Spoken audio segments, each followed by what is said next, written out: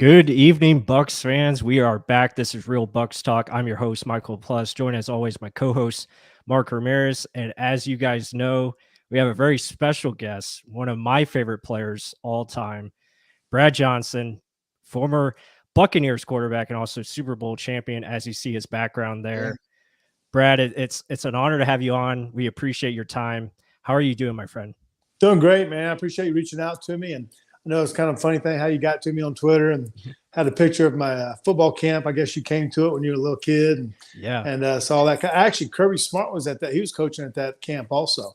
Whoa. I think I paid him like $150 for the week, and he was the best coach there though. But it was a great camp that we had down there in Tampa. So, but I appreciate you guys having me on your show tonight. Best 150 you spent right there, right? Yeah. Damn, I didn't even know he was there. It was a stacked camp. Like there's a lot of, players there and coaches. It was awesome. So yeah, definitely a great memory. I just remember me stretching there in the morning. Brad comes right up to me and shakes my hand. He's like, I'm Brad Johnson. And I was like, this is awesome, man. It was a lot of fun. Yeah, we actually had Leroy Butler, who just made the Hall of Fame. He was actually one of the coaches there too. But no, it was a camp, and I really kind of want to make an emphasis of kind of, you don't get to know every kid, but at least I want to touch everyone, say hello to everyone, make them feel a part of it, and that they got to, feel me a little bit too, as far as just, I wasn't just going to be sitting in the corner and one of those kind of things. So I enjoyed my time there doing that. Yeah, absolutely. Yeah, you made your influence, and then my friend here just decided to put a picture of you on Twitter, and look what happens. This is awesome regardless. But yeah, let us know more about, this new fad, this TikTok stuff. I'm not even on there. Yeah. I had to go find you in here and tell me more about your TikToks and what's going on with that. That's something fun and cool you're doing. Yeah, we I've never had any social media. I'm still trying to figure it out, to be honest with you. I'm on Twitter and Instagram and TikTok and stuff. But when it all started, actually happened during the pandemic. So our family, my two boys, Max and Jake, and then my wife, Nikki, we were sitting here. We live in Athens, Georgia. And pandemic, everyone stuck in their house. And so we had great family time.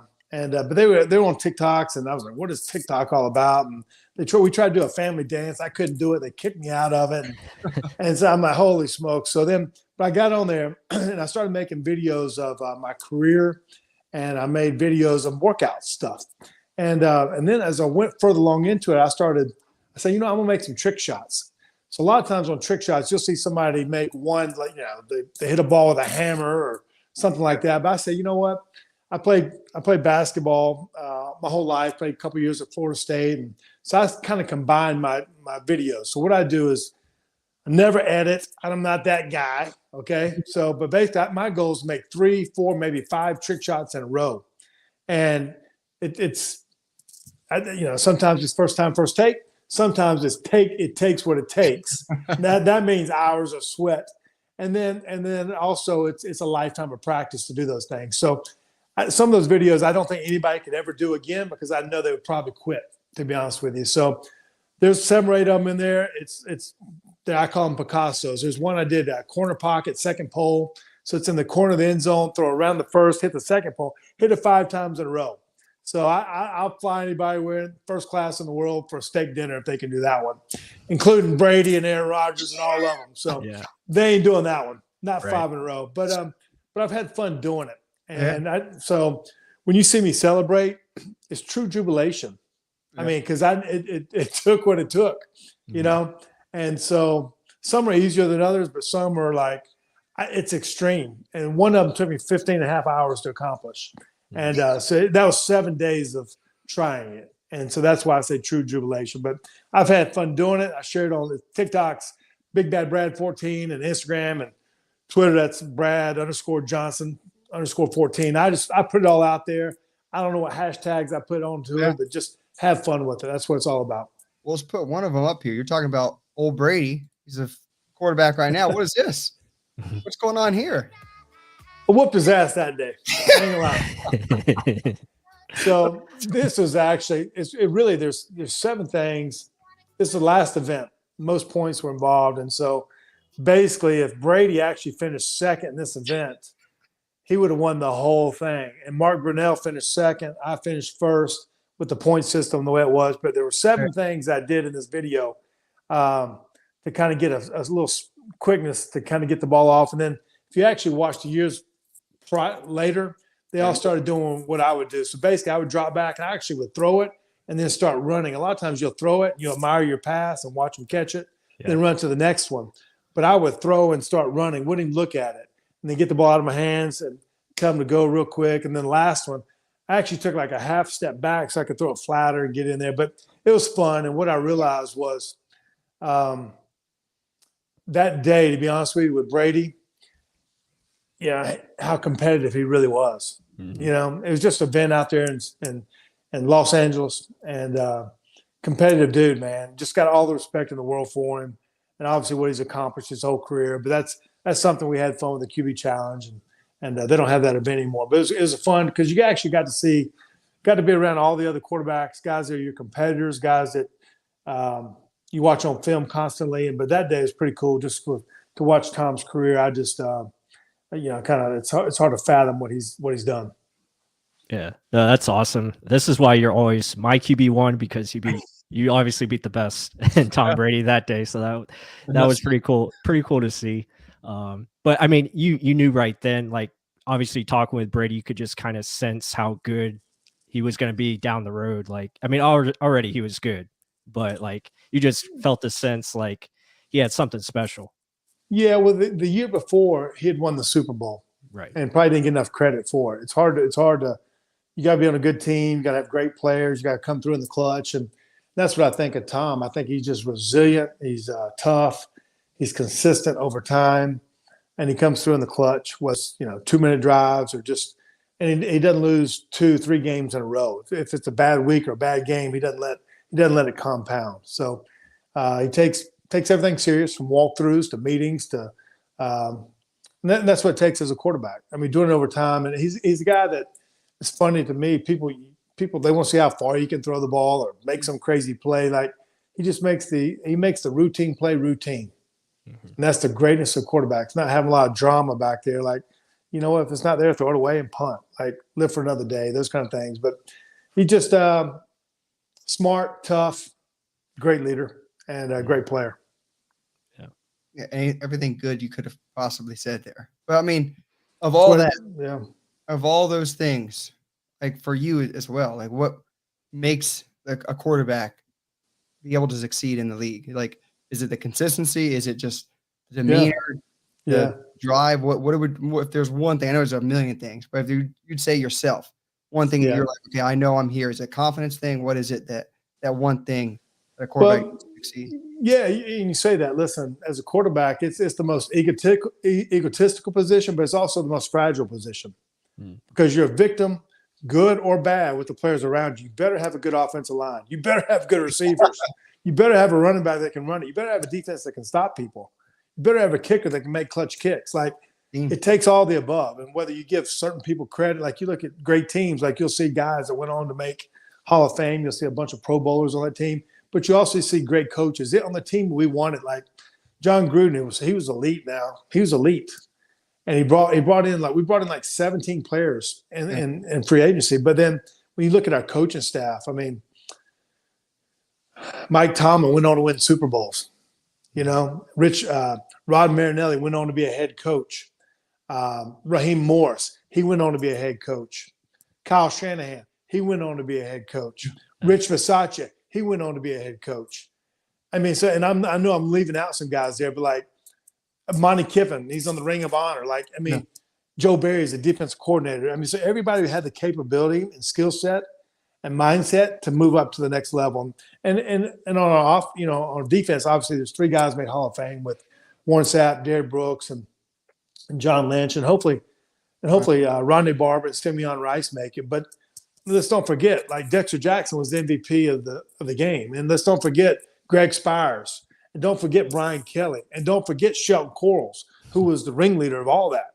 But for us, like, we had great players in Keenan McCardell and Joe Jurevicius and Keyshawn Johnson and Michael Pittman called over 70 balls in the backfield, Mike Allstott, and then line, they don't get any credit. And they were the heart and soul of what we accomplished. So and Ricky Dudley and Ken Dilger, like, it takes great players, but it takes everyone playing together and then to go through it all. So that's what it takes.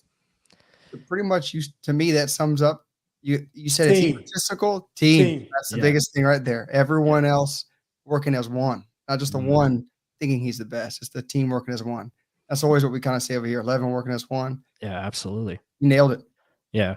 Before we get into and let me give you a little credit too. Okay, the guy that doesn't get a lot of credit. I mean, I'll be honest with you, is Rob Johnson for us. Okay, Rob, I got hurt 2 games. Rob came in and won 2 games for us. That's right. Okay, he won the Carolina game up at Carolina. He won the Chicago game, which was huge. The last game of the season, I was out with a back injury, and we don't make it that day. Actually, the Packers lost to the Jets. That was the biggest thing that ever happened, because when they did, we got home field advantage.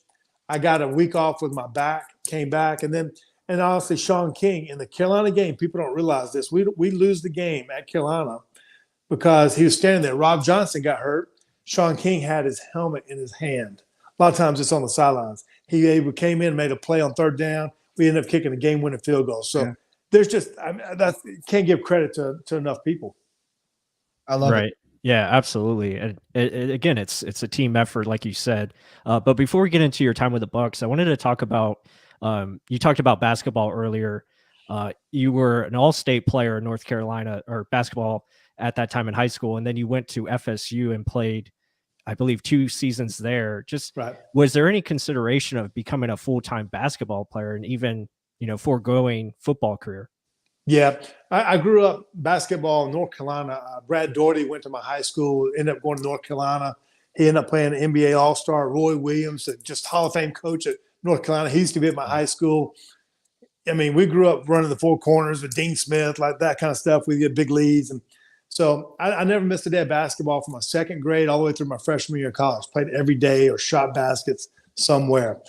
And I couldn't decide coming out of high school what sport I wanted to play. I scored 2,392 points in high school, was player of the year in North Carolina, and those kind of things. Couldn't decide what sport I wanted to play. And I went to Georgia Tech.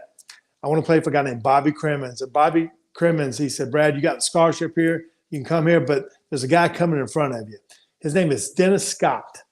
And he's an All-American, and he ended up playing 11 years in the NBA, and he's on TNT and stuff right now. But he said, Brad, and so Dennis Scott doesn't even know it. He changed my life because I ended up choosing football. But, I give Coach Crimmins a lot of credit. He said, Brad, what sport do you think you're better at? And I said, well, I'm better at basketball now, but I'll be better at football in the end with more potential. And the guy that they thought I was more like at that time, back in the late 80s, was a guy named Vinny Testaverde, who won the Heisman and played 20-something years in the NFL and those kind of things. And so I chose my path because of the potential to play football. And then I ended up playing 2 years of basketball at Florida State. We made the NCAAs twice and those kind of things. But I knew my basketball, I could shoot the lights out of it, but I was not gonna take it to the next level. But when you see with all the trick shots and stuff, you kind of see with some of the stuff that I was able to do.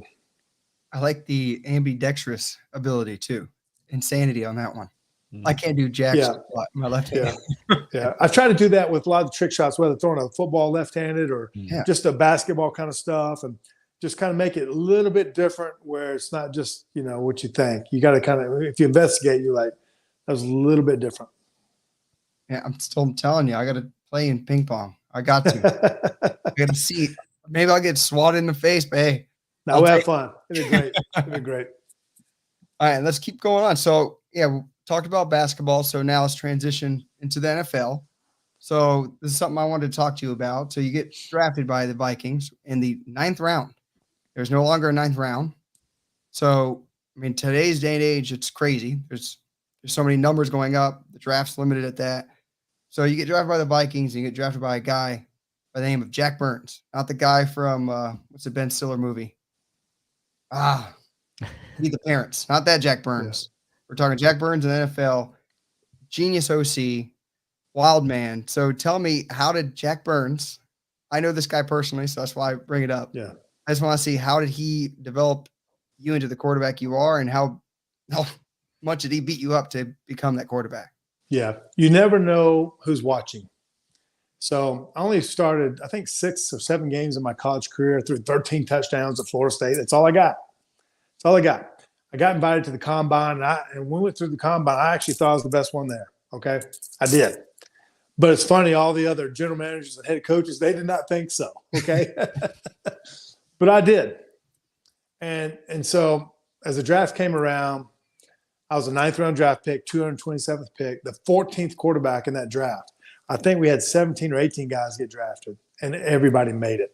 Okay. So, but as a 9th-round pick, the guy that drafted me was Jack Burns, who you mentioned. Jack actually recruited me when he was at the University of Louisville. And so he knew who I was. He knew my story. He knew I didn't play much at Florida State. He knew I was a diamond in the rough, taking a chance with size, potential, those kind of things. So he drafted me. He was the first year. He was the offense coordinator at Minnesota. He just came from Washington with Joe Gibbs. They just won a Super Bowl. And he came in there and groomed me. And I'm telling you, he worked my ass off, man. Like we went through in the off season, I would go through like 6-hour days with him, 5 days a week.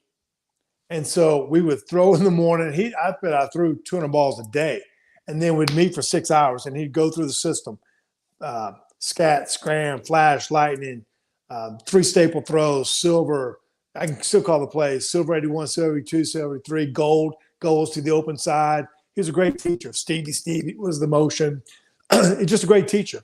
But somewhere in your life, you need someone. I tell this to all people, like, you need someone to stand on the table for you. And Jack was that guy that drafted me. He developed me, especially my first year and a half with Minnesota. So I'm very thankful for what Jack took a chance on me. And then later, I ended up having a good career. They groomed me over time. But without Jack, I probably don't get drafted and probably don't have the career that I have. That's awesome. I didn't know all that. Yeah, no, that's great to hear. And that's what a good coach is, right? It's, making sure you get the maximum potential out of your prospect that you believe in, and obviously, just being there for you. So some guys, and honestly, guys, some guys are more ready to play than others. But some guys get thrown into the fire too fast, and they have short careers. And I mean, let's go through some Super Bowl guys. Brett Favre, he sat his first year in Atlanta, and Aaron Rodgers sat for 3 years, and Steve Young, he sat. Joe Montana, he sat. Eli Manning, he sat for the first 6 weeks. Kurt Warner, he sat, waited his time, waited and worked. So everybody, you can go through a lot of quarterbacks that have made it. And you got to give credit to the franchises and organizations that they can relax and don't fall to the temptation of fans. Like, if he's the right guy, let's develop him, give him time. Ben Roethlisberger, he didn't start right away. Like, it might have been 6 weeks. So there's a lot of great players that happen that. But when the guy goes in there, make sure he's ready. And that's the greatness of organizations compared to some other ones. Absolutely. And we're going, our team's going through that right now with Kyle Trask. And, a lot of fans are just wanting to see right away.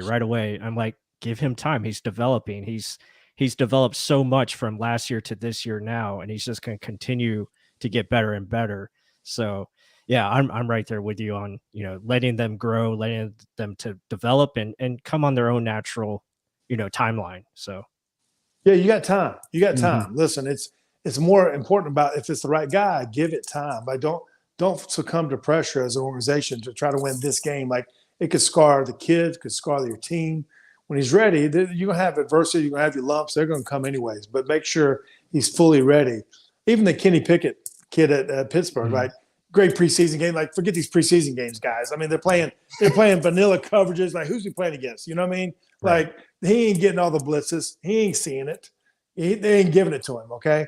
But he's a guy. He'll sit his time, and when it's time, they'll play him, and it'll work out. He'll have a great career. But there's many stories like that. Even Lamar Jackson, Louisville. Baltimore, same way. They gave him time behind Flacco, then it's taken off. There's so many names that trajectory works way more than, let me just throw them into the fire. Not many are the Peyton Mannings where you just throw them in immediately. They get thrown to everyone bashing them left and right, and they still do well. It's kind of hard to do it that way. Yeah, and he got waxed. I mean, Peyton had a rough year, but listen, I mean, that playing time it's valuable. But at the same time, what players are you surrounded by? Yeah. Is your coach in jeopardy? And also you take like a Baker Mayfield, like, guys, he's in 5 years, and he's had 5 different head coaches. Like, make sure, what do we do at Jacksonville with Trevor Lawrence and Urban Meyer? Like, we brought in bring in the right guy at the right time, And then if it's 2 weeks, 3 weeks, a year, the right time will be the right time. But like you said, it's the team in general, the whole Yeah. team, not just the team, but your coaches, your front office, everyone working with the same common goal. And that's what we feel is going on right now in Tampa with Jason Lai at the top, BA handing it down to Todd Bowles. All the coaches are there, and there's players that are coaches that are now going on to other teams in higher positions, which is crazy to see. And it's almost like you're saying, like the coaching staff from back in the day that they were just almost like all-star coaches, and they just keep moving on and moving up. But that's something we want to talk about, though. So your time here with the Bucs, before you even came here, you had one hell of a year with Washington, getting a Pro Bowl year there, and then all of a sudden you become a free agent the year after that. And my big question is, why did you choose Tampa Bay? What was the pitch to bring you in? And like you had, who was it? I think it was Brian Billick as a offensive coordinator as well. I mean, that was one probably way to lean towards that way. But I want to know what's in your mindset. Yeah, I'll give you the quick story of it. I was probably going to Baltimore, okay? And I'd been with Brian for 7 years in Minnesota. Loved him, knew the system inside out. Thankful that I got groomed the way I did with Brian. And I was going. But the contract wasn't set up the way I wanted to set up. Okay. So we started looking at it, and I was like, you know what? The place I want to be is Tampa. I think they have a chance to win it. And so actually, there was a Super Bowl being played. It was Baltimore, and the game was down in Tampa, Baltimore, New York. And so I ran into Tony down there. I went to, there's a breakfast, direct TV breakfast, okay? And so I took my wife, Nikki. I said, Nikki, we're going to this breakfast. And so I called Tony. I said, Tony, I want to come. I want to be there. And so he was not cheating. It was me. I was the one like going to make this thing happen. And so he said, he looked at my wife. Yeah, are you serious? You know what I mean? Like, and I wasn't trying to play negotiations. This was for real. And so the two reasons why it worked out in Tampa were the contract was more secure. And the other reason, to be honest, Tampa had never won it before. I want to be the first quarterback to win it for that franchise. Last time somebody won in the state of Florida was Bob Greasy in 72, 73, in that era. So there was a lot of reasons why. But I played against Tampa so many times in Minnesota and Washington. I knew a lot of guys on the team, had respect for those guys. I just felt like it was going to be a good fit for my style of play and what I thought it was just a great fit overall. And all those things came true. And so I'm grateful that, it worked out the way it did. Brad, you can't put yourself any higher in my book right now. You just keep going higher. How the hell is this possible? Yeah. No, it's awesome. And, you were coming to a team that was coming like very close. Obviously in 99, they made it to the NFC Championship game, defeating your Washington Redskins at that point, in the playoff game there. And then, just missing out on a Super Bowl appearance. Then the next year they ride it with Sean King. Sean King leads them to another playoff berth, and they just couldn't get it done in that game against Philly. And you come in as, obviously the big free agent. Was there any like competition there between you and Sean King, or was it just, hey, you're our guy because, we feel like you're the missing piece? A little bit all of that, to be honest with you. I'd had a relationship with Tony Dungy for 3 years. He'd been defense coordinator in Minnesota, but there was respect. I'd played. I can't say it was just a straight up competition between Sean and I. I had the upper hand going into it. Then they actually brought in Ryan Leaf. I don't know if you remember all that too. So there's a lot going on there, but it was just the right fit. And Sean and I got along. I'm sure it was tough on him at that time. He'd been the starter and done some great things for Tampa. He really did, And but it's the world of transactions, the world of people moving, and so it just worked out great. For my style of play, for what Tampa wanted at that time, and then when Gruden came in, he made a bunch of moves. He did. He upgraded our team in a lot of different ways too. Well, I guess touch on that a lot more. I mean, that's huge. This is a year after you just signed. Okay, I'm coming with Tony Dungy. I've had this meeting with him. I know this is where I want to be. I want to win a Super Bowl here. And all of a sudden now Tony's gone. A guy that literally brought up winning in Tampa. There was trash before that. Yeah. Now we have winning, a winning culture, winning defense, and offense is coming up.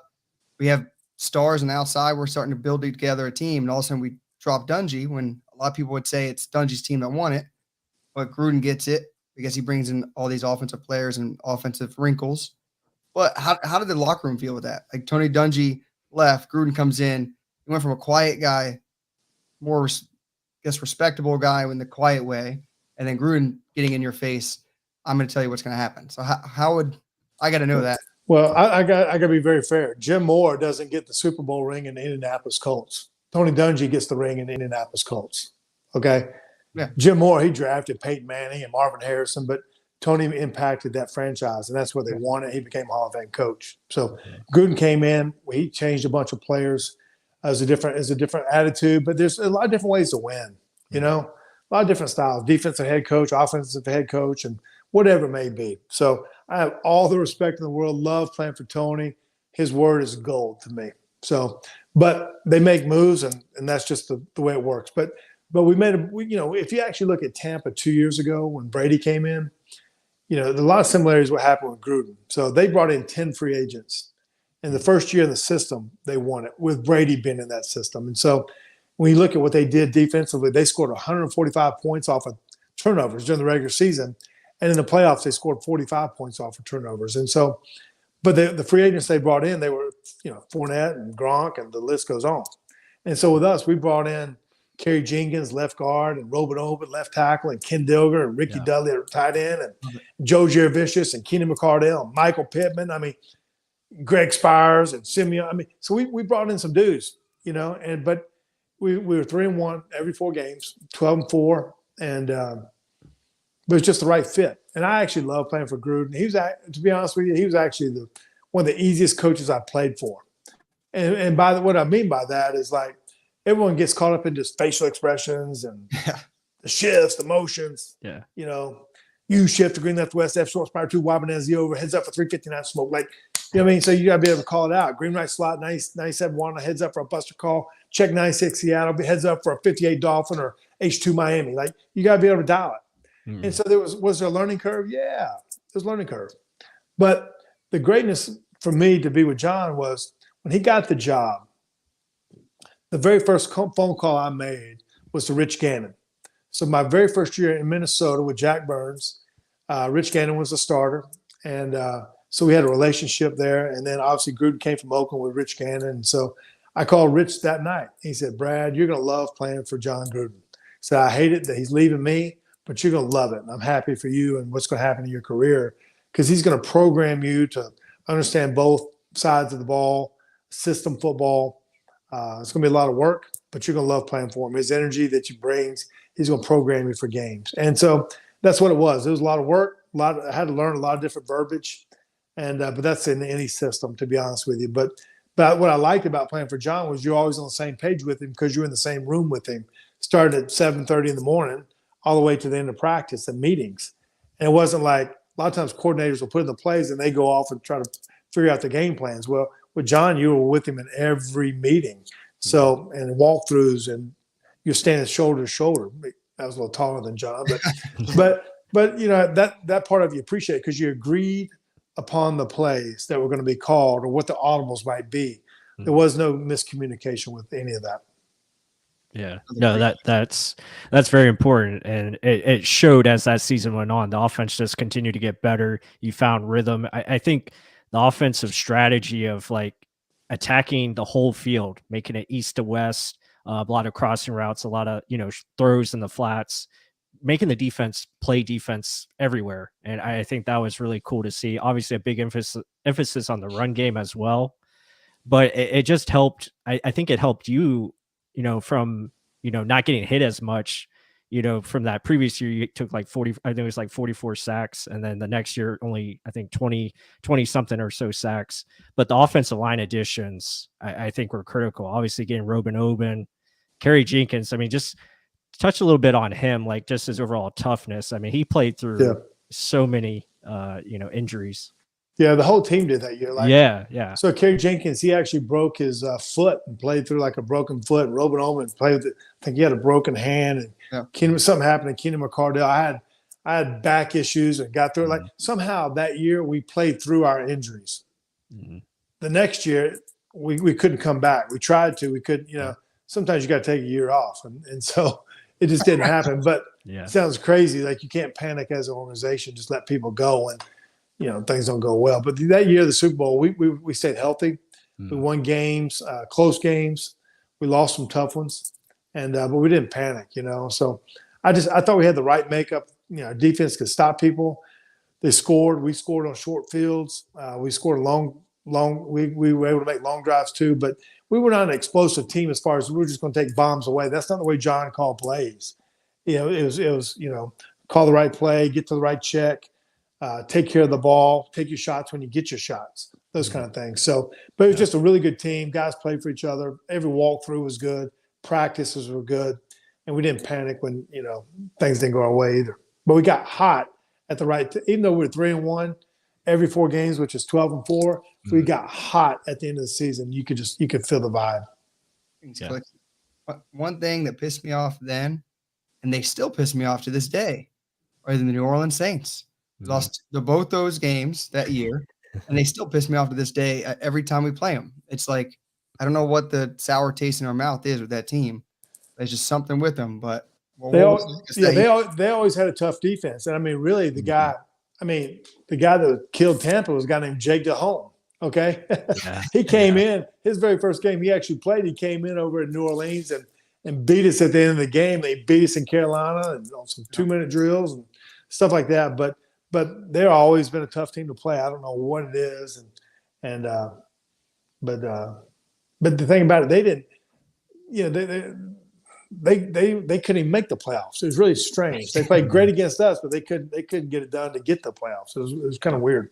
Yeah. That was their Super Bowl right there. That's what it was. Still doing that to this day, just about. Yeah.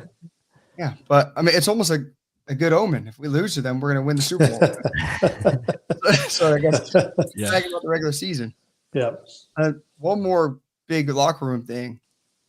A whole lot of, I guess, personalities. That's a nice way of saying it. In that locker room. To you, funniest moment of the biggest personality? Oh, man.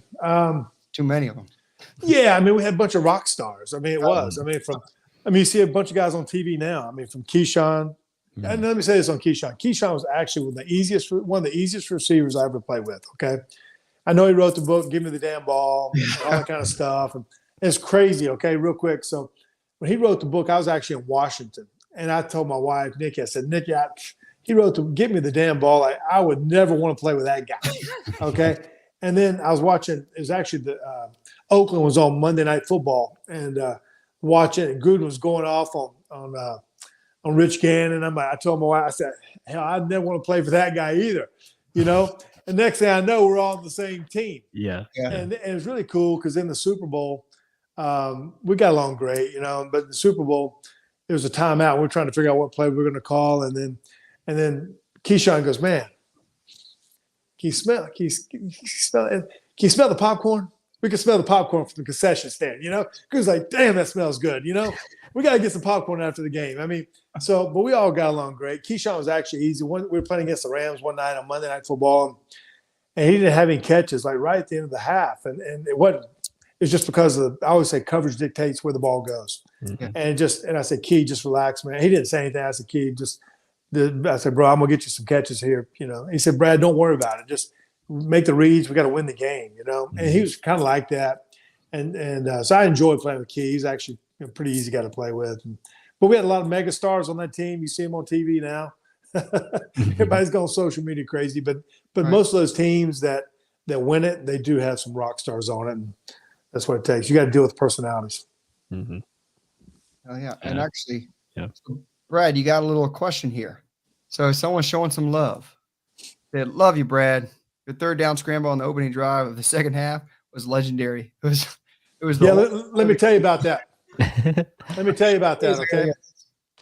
So when John Gruden first got the job, okay, who asked this question? Do you know the guy's name? This guy is Tope Daddy. All right, Tope Daddy. We're going to talk to you, buddy.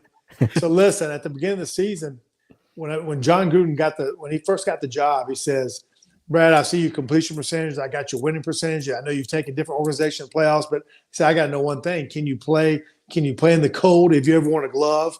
And can you run for yards? Can you make some plays with your feet? And I'm like, yeah, coach. And so later as that year went on, I had to wear a glove in the NFC Championship game because it was freezing cold and I couldn't grip the ball. So I played with the glove. And then the night before the Super Bowl, John was like, he said, Brad, listen, we're going to make a lot of plays, but at some point you're going to have to make some plays with your feet. You're going to make some plays with your feet.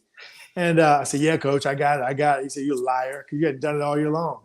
And I said, just wait, coach. And so actually, and I'm going to be honest with you, this was probably all my life. People said I was too slow, wasn't a good enough athlete.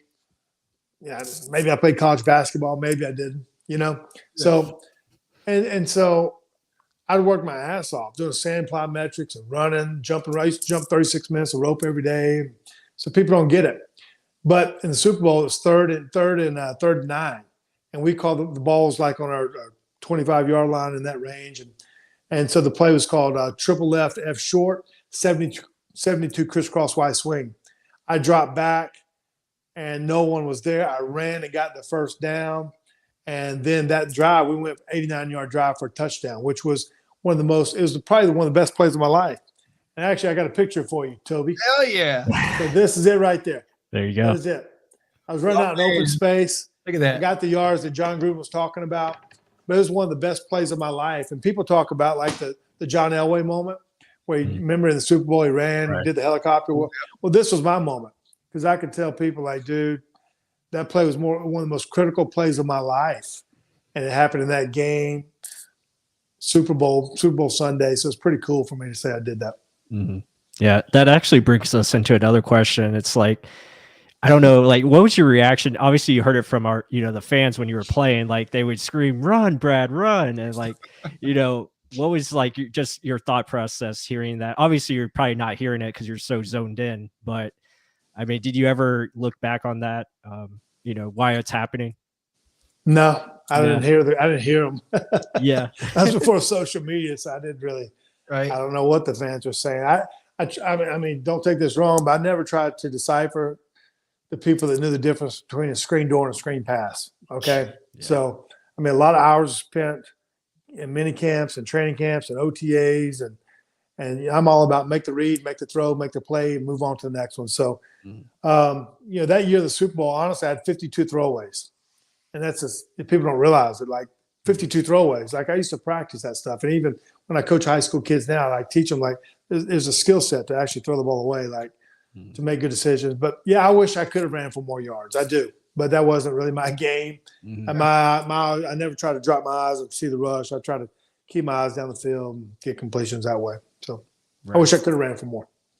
Yeah, and I mean, you were one of those guys that stood in the pocket and obviously till that very last second, right? Get the ball out and take hits. I remember watching, and I'm like, "Oh, yeah. Brad's down again," but he made the completion, and you always kept getting back up, which is really awesome. And it's admiring just the way you played the game, so tough, and that's why they called you the Bull. So that was pretty cool. Yeah. No, I think it's a gift when in the pocket, not to drop your eyes, to keep your eyes down the field. Coverage always dictates where the ball goes. Always moving from high to low or inside out. But then the ability to stand in there, I mean, you call big balls in Cowtown, man. I mean, honestly, like you got to have it, and that, I mean, you got to have thick skin back there in the pocket. Like it, I mean, you're gonna take some hits. It's part of the game. Mm-hmm. I wish I could have ran for more yards and made some more crazy plays, but that wasn't my style. And I think you got to stay in your lane of who you are. And my style was to, try to stay in the pocket and deliver the ball where it needed to go. Mm-hmm. By no means are we, as Buck fans, mad that you didn't get more yards. So I'd rather you do what you did, which is get a Super Bowl. You did the ultimate job of where you needed to get to, and we are very much happy about it. I remember literally, I was telling him before when we got you on here, I was like, this is literally reliving like our, I guess, growing up with Buck fandom, like literally the pinnacle of it. It's really cool. I'll be honest with you. Like, so you talk about Tony Dungy coming to the Bucs. He was with us in Minnesota, and Tony, he won a Super Bowl with the Pittsburgh Steelers as a player. And he actually played quarterback at the University of Minnesota. One as a player with Pittsburgh Steelers, but when he came to the Yucks, as we want to call them, but he changed it. He changed the mindset of getting guys out in the community, the guys they drafted, and it changed the culture to some degree. And I remember when we at the Super Bowl parade, I was in a convertible with John Lynch, and we were waving to the crowd, and it was nuts. I mean, it was really a pretty cool moment. But there was a time where Lynch got out of the convertible, and Warren Sapp was running around kind of crazy, and then they hugged each other because they were there when times were tough. Like, I mean, like we're trying to win 2 games, 3 games, 4 games, like those kind of things. And so it's pretty awesome with those guys, the staple of it, and then everybody that came along with it, and just how things would change over time. But to see them hug like that, because they were the cornerstones of it all. Mm-hmm. Yeah, double nickel pie in there too, somewhere in there. Yeah. Yeah, but so I guess we asked you already the question of like success of a quarterback in the league. You gave us the perfect answer. I thought it was well thought out and exactly the right answer you should have said. But looking at our current quarterback right now, Tom Brady, everyone knows that path of what that is. We're hopefully looking for another long time playoff run this year, but for future, for the fans, like you're saying, oh, I want now. The guy behind him, the backup, Kyle Trask. I don't know if you've seen him. I know you're an FSU guy. He's a Florida guy. Mm-hmm. Again, Jack Burns was a Florida guy, and he trusted in you. So let's think about this. So do you think he's in the most perfect situation a quarterback could be to learn under a guy that's literally done it to the test of time, proven it over and over? You think this is the most perfect scenario for a backup quarterback, a young guy to learn under? Well, there's a song called "Love the One You're With." Okay, so let's don't try to get into the future too far. Mm-hmm. Let's stay with Tom Brady. Okay, there's not a lot of drama in his play. There's not. And last year you saw some guys get hurt. Godwin and Antonio Brown, kind of things, weird things happen. Right now they got a lot of things going with the offensive line, and Brady was out for a week or so, but they'll get it right. Mm-hmm. But as far as just talking strictly of Trask, listen, I kept up with this. I saw him get an offer at University of Florida like 7 years ago. I was there the night he did it in the swamp. So I saw him get his offer. And then actually I got to see him live in person. My son Max, who was at LSU, we beat him. Okay. They were 24-point favorites and beat him. Yeah. He was up for the Heisman. Okay. Yeah. But I watched him play, and I loved his demeanor. And looking back at his past of, the way he was in high school, he had to share time with De'Aaron King, and then De'Aaron King he was a college legend at Houston, then went to Miami for a little bit, but Trask, he kind of waited his time. But when I say waited, he worked. And then when his time came under Dan Mullen, he was a superstar and had a great run there at Florida. But you got to look at who the person is, their background, how tough they are. You got to have thick skin, all those kind of things. But I love the way he throws the ball. Seems like he's got his head on the shoulders in the right way. And you can't imagine being the place that he's at. To be under Brady, to see that, to be under a team that was a great team last year, and to have Blaine Gabbert there too. Like, the guy has been in that system for a long time. Like, he's got the perfect scenario right now, just kind of where he's at, to learn from those guys and see successful football being played. So I love his demeanor and look forward to his future, but hopefully it's not too soon. Oh, I 100% agree. Yeah, right there with you. We have some very interesting question in the chat, and this one, goes back to your time with the Bucs, or maybe just your whole playing career. Talking about the towel in the metal briefcase, was that true before every game? The towel, like your game towel. Okay, so people don't. Listen, it was nuts. So here's the way my game stuff went. Okay, so I had 3 jerseys that I wore for every game. One in warm-ups, first half, second half. I sweated a lot.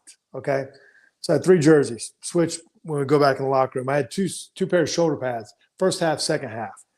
I'd switch my cleats, warm-ups, first half, second half. Switch my socks at halftime just because I was sweating. I switched my towels a few times during the game. I always switch my sweatbands. I had my own briefcase there. It takes work. You know what I mean? I've never heard a halftime speech, okay? So in pro football, it's 12 minutes. You get 12-minute half. So you usually go in, you get go to the restroom real quick. They try to draw up some plays. I was back there changing my shoulder pads, rib pads, jersey, socks, shoes, all that kind of stuff. But, the briefcase was real. That's And awesome. so there's a lot of preparation to get that thing ready for sure. Yeah. I mean, got to be prepared. that was your 2-minute drill right there. What are you talking about? Well, see, That's I mean, here's the deal. So I hated it. Like, I always wanted the ball first because then I knew at halftime they would get the ball coming out. That way, but a lot of times, if you have a hard 2-minute drill at the end of the half, you're trying to breathe and get something to drink and change your clothes, and you get the ball coming out the second half. Like, that's a lot. It's a lot to take on. So I always wanted the ball first. I guess that's a cool question I just want to think about right now. So people don't know how quickly that halftime is, right? What's another thing inside the game where a fan just doesn't know about?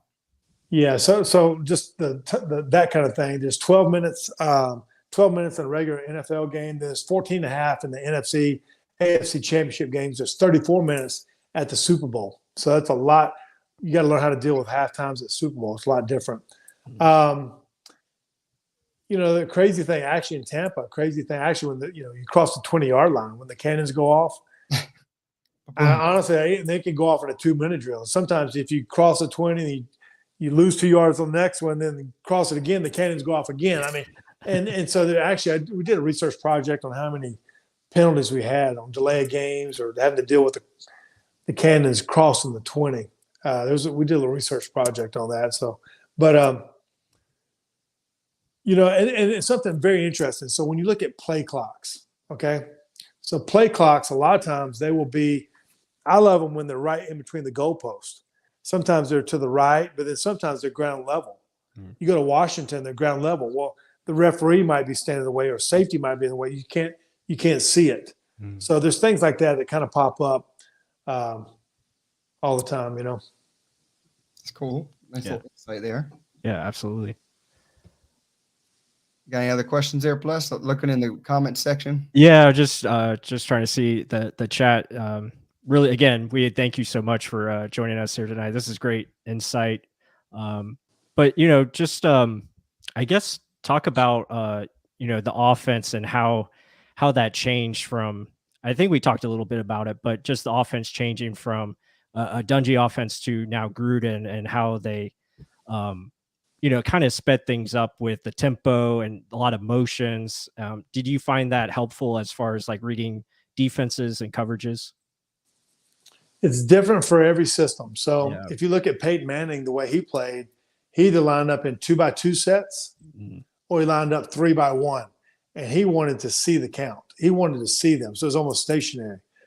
So I've been in both kind of systems. With Gruden's, it was more of a shift, a motion, and then run the play.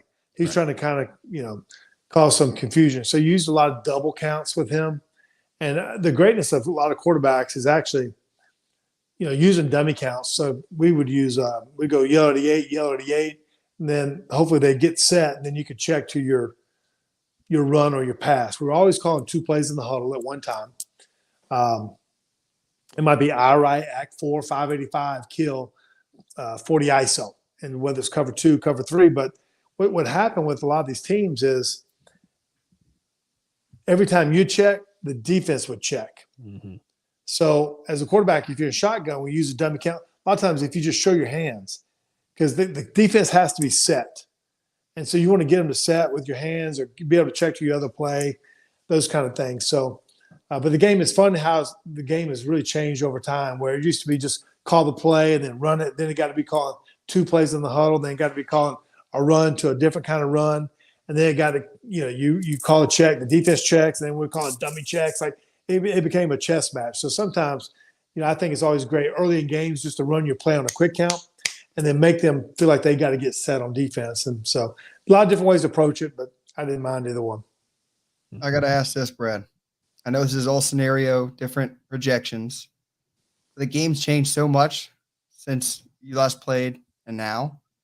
And Brady even said it, like it feels like he can play till 50 because literally they protect the quarterbacks. Defensive safeties can't hit anyone anymore.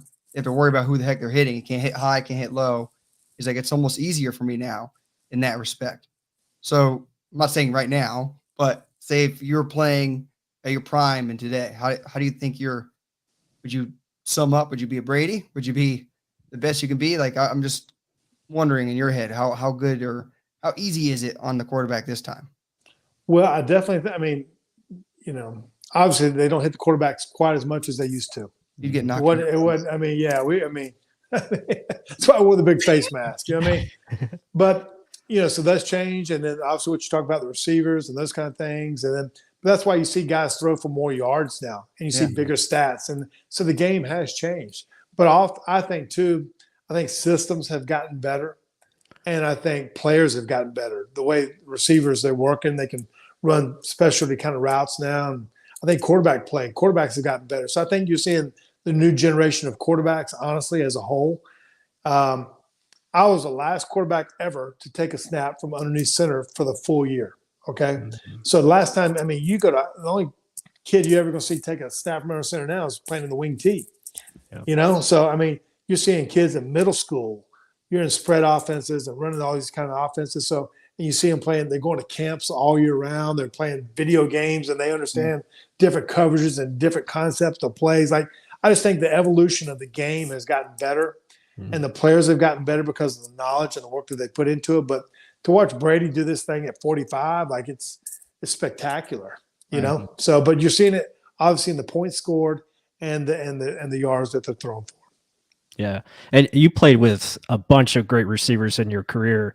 Obviously, through the first touchdown to Randy Moss of his career, like how talented was Randy back in the day? Like he's just special player. Yeah, I threw Chris Carter and Tim Brown their 100th touchdown pass. Yeah, and threw Randy Moss's first touchdown pass. Threw my first touchdown pass. Threw Warren Sapp his first touchdown pass. But so there's a lot of firsts there. But with Randy Moss, he was spectacular in 3rd grade. He was spectacular in 9th grade. He was spectacular on whatever field, whatever sport he played. And so he came to Minnesota. And I remember just how competitive it was.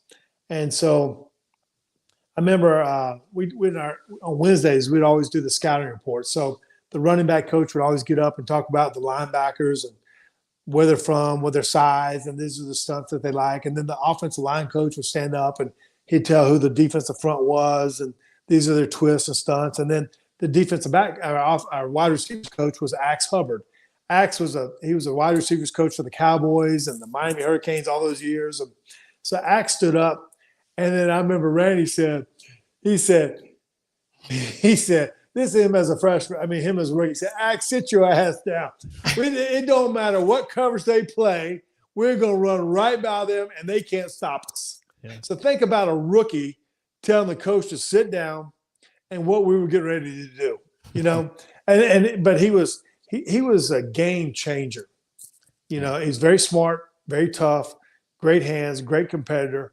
And it's an honor to say I was the first guy to throw him his touchdown pass. But, to have him, Chris Carter had the best hands I've ever seen. Him and Keenan McCardell, phenomenal, But a lot of great players, but a lot of great stories about a lot of guys. But Randy was special, Hall of Famer for a reason. Mm-hmm. Yeah. Yeah, I have another question. Like, was there a specific reason Gruden kept you under center? Like, is that just his offense? Like, he was kind of resistant to the shotgun for a little bit, and then he finally made that change. Was there any explanation behind that, or is it just his offense?